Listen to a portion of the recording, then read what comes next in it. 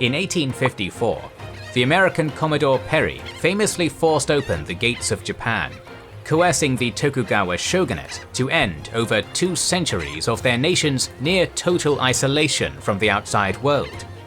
However, while Commodore Perry was the first to succeed, he was not the first to try. Throughout its 264 years of isolation, many actors attempted to open up Japan's markets, only to have the symbolic door slammed in their faces. In this video, we will explore the various interactions that Edo-era Japan had with outsiders before Perry's fateful expedition, and cover said outsiders' failed attempts to either convince or coerce the Japanese of this period to open themselves up to the world. As you probably know, at one point or another, buying Japanese goods became easy and popular, and we've got some more of the good stuff with our sponsor Tokyo Treat and Sakoku. It's a monthly snack box subscription service that provides a curated selection of snacks that are only available in Japan, such as Sakura Pepsi or Sake Kit Kats, sending them right to your door.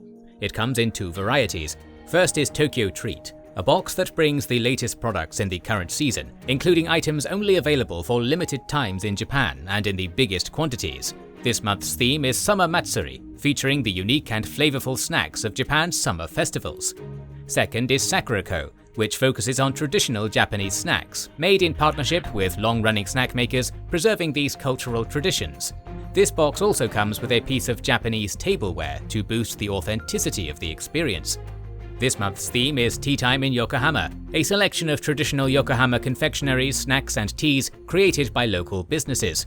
Everything in both boxes was delicious and came with booklets detailing all the items inside and explaining the Japanese culture around them.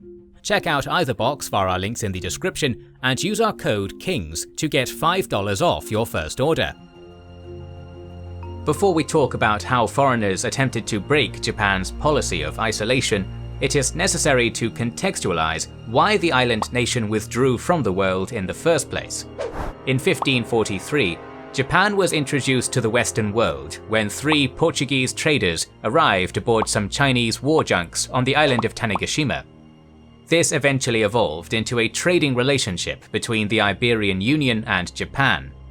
Although principally concerned with commerce, the deeply Catholic Portuguese imported more than just Chinese silks to Japan. As Jesuit priests arrived on Yamato shores, many Japanese began converting to Catholicism, a trend which quickened when high-ranking natives, like the daimyo Omura Sumitada, embraced the Christian god in 1570. As the Kirishitan movement grew, particularly in Kyushu, they became victim to intermittent persecution by the ruling Tokugawa shogunate, who saw them as a looming threat to its power and the old world order. This led to the Shimabara Rebellion of 1637 to 1638, where many local Catholic Japanese, in league with local ronin, rose up against the shogunate. Luckily for the shogun, he managed to put down this rebellion. Back in 1600, trader privateers from another nation, the Netherlands, had arrived in Kyushu under the leadership of a certain English pilot who we talked about in a previous video. Since then, the Protestant Dutch, fierce rivals of the Iberians, had become a counterbalance to the influence of the Catholic Portuguese on the islands. The Dutch provided advanced gunpowder and cannons to the shogun to help put down the Shimabara rebellion, with the Dutch ship De Riep joining the battle, firing an estimated 426 rounds at the rebel stronghold at Hara Castle. After the Catholic rebels had been defeated, the shogunate forcefully expelled the Portuguese from their lands, believing that their proselytizing influence had been behind the uprising in the first place. Meanwhile, the Dutch had assured the Japanese that their form of Christianity was not the same as their Iberian rivals, and that they sought only trade, not conversion. Consequently, the Dutch were rewarded with limited trade privileges, but were consigned to the small island of Dejima, where the shogunate aimed to quarantine their Christian influence from reaching the rest of Japan. In Dejima, the Dutch were charged a yearly rental and held a few warehouses that housed 20 or so Dutch residents, alongside quarters for Japanese interpreters and guards. Wary of outside influence, the shogunate implemented many policies which kept the Dutch at arm's length. Hollanders were forbidden from studying Japanese, lest the foreigners learn too much about the country. All Dutch ships that entered Dejima had to undergo a rigid system, whereupon they were required to unload all guns and hide any Christian-related materials. All crew members were required to walk over images of Madonna and the Child to prove they were not Catholics before setting foot on Dejima. All in all, between 1641 to 1847, around 606 Dutch ships would make the trip to Dejima.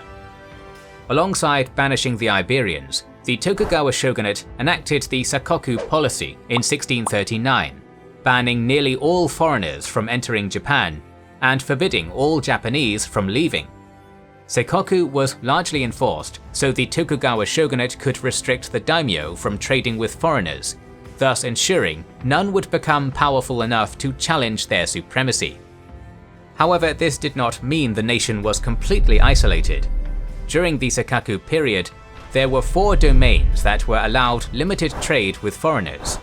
The Japanese gradually imposed restrictions on the Dejima trade, banning the export of silver and increasing restrictions on the export of copper, the commodities the Dutch sought the most. Despite this, Dejima remained open and the Dutch continued its trade because it was still profitable for their colony in Batavia. For the Japanese, the Dutch provided something more valuable than goods: intelligence about the outside world. Each arriving captain was obliged to submit a fusetsugeki, a document relaying information about developments in the broad world. In particular, the Japanese sought information on China, the sun around which the rest of the East Asian world orbited. So, in summary, the Portuguese were the first to open trade to Japan, only to set off a chain of events that would restrict everyone but the Dutch from setting foot on its shores. This near-total isolation would continue for some time, but during the 18th century, serious challenges to Japan's seclusion emerged. The northernmost feudal vassal of the Tokugawa was the domain of Matsume. Their northern climate made rice cultivation impossible, so the Matsume began to trade with the Ainu for pelts and fish. If you wish to learn more about the Ainu, don't forget to check out our episode on the Ainu people. We know you'll absolutely love it. This trade was carried out in special spots called basho, where Ainu came to barter. The trade eventually drew more Japanese into the fishing industry further north, while at the same time, Russians were probing southward from their Pacific bases as they expanded across North-Central Asia. Russian exploration in Central Asia began in the Urals and ultimately led them to North America. The Russian pioneers reached Kamchatka and the northern Kurils, where they traded with the Ainu for pelts of sable and fox. In 1728, a 1,000 koku grain ship bound for Osaka from Satsuma was driven off course and shipwrecked on the southern point of Kamchatka. 15 of her crew of 17 were killed by a troop of Cossacks, but a single merchant and an 11-year-old boy were spared. They were brought to St. Petersburg for 5 years and interrogated by Empress Anna about their country. Then in 1738, a Russian naval squadron, led by a Danish naval lieutenant named Martin Spangberg, surveyed the coasts of Sakhalin, Japan and the Kuril Islands, eventually discovering the sea route to Japan. Later, the Russian merchant Pavel Lebedev Lastochkin met with the lords of the Matsume clan in 1778. His party bestowed their gifts and asked to trade, but the samurai informed Lastochkin they did not have the authority to make trade agreements on behalf of the shogun, but that he should try to return the following year at Nagasaki. Ultimately, a tsunami in 1779 tossed Lastochkin's boat inland at Arupu, and this convinced him to give up seeking trade with Japan. In 1799, the Russian-American Company, the principal authority in the Russian colony of Alaska, authorized an expedition commanded by Nikolai Rezanov, carrying a letter from Alexander I to ask for trade privileges with Japan. Rezanov made it to Nagasaki in 1804, but was kept waiting for over 6 months, only for Bakufu officials to return from Edo with a flat no. Furious at his shabby treatment, Rezanov authorized two of his subordinates to stage nuisance raids on Japanese settlements in the southern Kurils and Sakhalin between 1806 and 1807 as revenge. As a result, the Japanese became more vigilant, and in 1811 they captured a Russian survey vessel and its commander, Vasily Glavinin, whom they held for 2 years at Nagasaki. They interrogated him about the raids, but he made it clear that Russia only sought trade. Russia would not be the only nation to influence isolationist Japan. Remarkably, the flames of conflicts as far away as the French Revolution would also reach Japanese soil. In 1795, the Netherlands fell to the French revolutionary armies, and as a result, Britain seized Holland's colonial outposts in South Africa and Indonesia. The Dutch tried to hide these facts at Dejima, the last outpost that flew the Dutch flag. Between 1797 and 1817, Dejima was minimally supplied by chartered ships from neutral countries, 8 of which were American. In each case, the Dutch instructed the captains to fly the Dutch flag and pretend everything was normal. The Nagasaki authorities pestered them for accounts of the outside world, and were fed stories that, other than some riots in Paris, all was in good order. However, this did not dissuade the Japanese, who began asking harder questions. Eventually, Henrik Doof, chief of Dejima Post, was interrogated and forced to spill the beans of all that had been going on in the Western world in the last decades, from the American Revolution, French Revolution, and Napoleonic chaos which followed. In response to these concerning discoveries, the Bakufu took up Rengeku, Western knowledge, as a project, hiring and co-opting specialists. They got their hands on a Dutch translation of the French scholar Noel Chamel's encyclopedic work, learning much about manufacturing, merchandising, household management, and personal health. By 1846, they had translated 164 Japanese volumes of such works. Dejima became the transmission point for a rudimentary study of French, Russian, and English. However, the Japanese soon realized these Western people were all alike. They wrote horizontally and not vertically. They dressed similarly, unlike the Chinese, Koreans, and Japanese themselves. All of them worshipped Christianity, a wicked and prohibited cult. This led the Bakufu to issue an edict in 1825, making no distinction among Westerners and expelling them all at once. In 1838, an American, Charles King, aboard the merchant ship Morrison, arrived in Japan with 7 shipwrecked Japanese they had found in Macau. He hoped to win trade privileges in return for a demonstration of compassion. As soon as his ship approached, shore batteries from the Miura Peninsula opened fire on him. King took the Morrison to a safe distance, and to his surprise, several Japanese in small fishing boats boarded Morrison, sharing sake and cookies. The next day, cannons were brought closer to fire upon the ship, and hundreds of small boats began to surround it. King took Morrison to Kagoshima, where he met some officials who immediately seized 2 of the castaways.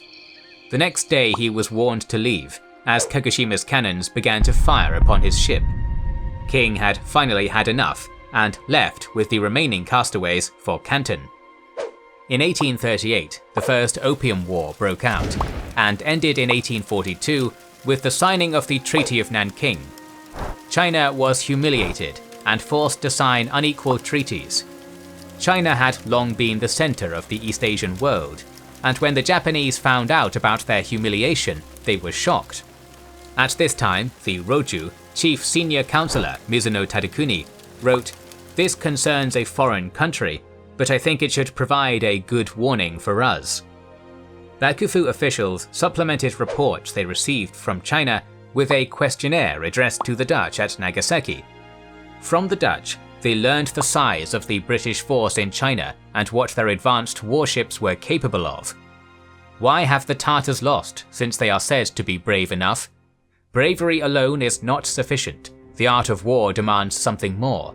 No outlandish power can compete with a European one, as can be seen by the great realm of China, which has been conquered by only 4,000 men. This led the Bakufu to abandon the Don't Think Twice Edict of 1825 and allowed foreign ships to refuel in Japan. In 1844, a formal proposal addressed to the shogun by King William II of the Netherlands was brought to Nagasaki. The letter expressed the king's appreciation for the Bakufu's repeal of the Don't Think Twice edict, and warned Japan that all the world powers sought trade, and that Britain's war with China was a result of it not allowing trade. William ended the letter by stating Japan faced similar danger now. The Bakufu replied that what King William was suggesting was impossible, and to not write again.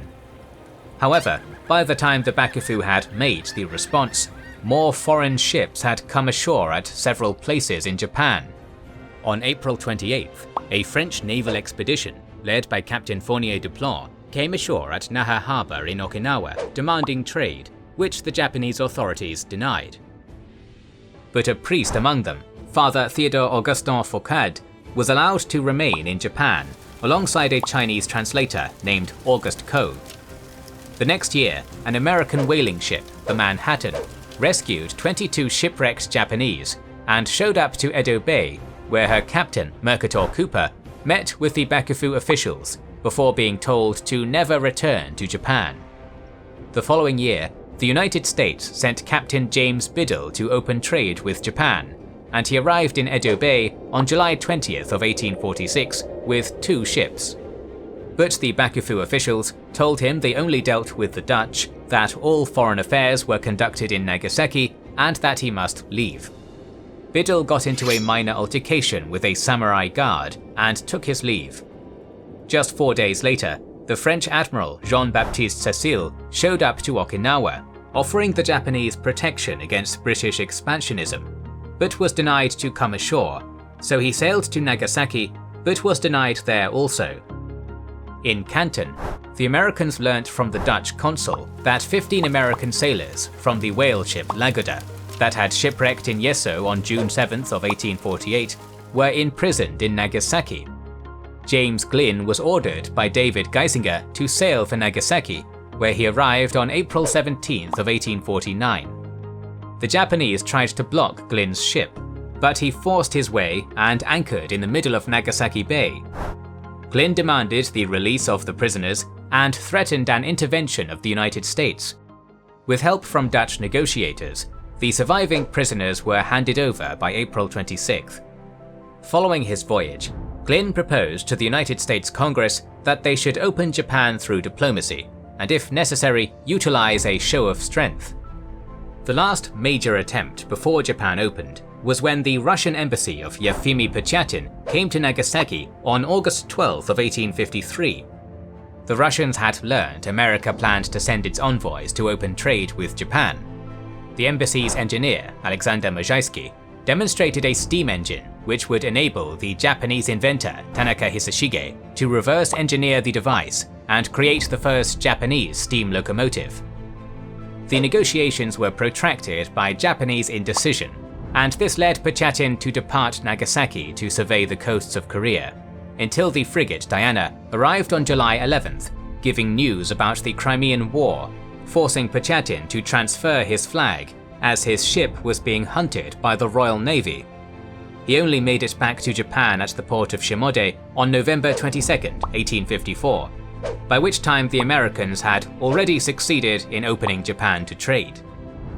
Ultimately, it was to be the famous expedition of Commodore Matthew Perry on July 8th of 1853, and his follow-up expedition on the 31st of March 1854, upon which the shogun signed the Treaty of Peace and Amity, establishing formal relations between Japan and the United States. Other nations later would establish their own relations with Japan, which would ultimately send the ancient land of the rising sun rocketing into the modern world. More videos on Japanese history are on the way, so make sure you are subscribed and have pressed the bell button to see them. Please consider liking, commenting and sharing, it helps immensely. Our videos would be impossible without our kind patrons and YouTube channel members, whose ranks you can join via the links in the description to know our schedule, get early access to our videos, access our Discord, and much more. This is the Kings and Generals channel, and we will catch you on the next one.